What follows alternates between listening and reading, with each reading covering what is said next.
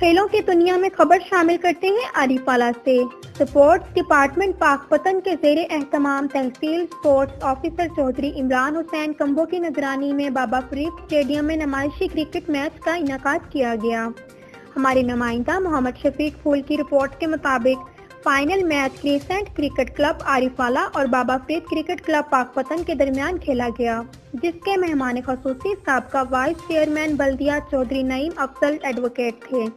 Match में crescent cricket club Arifwala ने Baba Farid cricket club Pakpattan को मात देते हुए 17 ओवर्स में अपना हदफ पूरा कर लिया।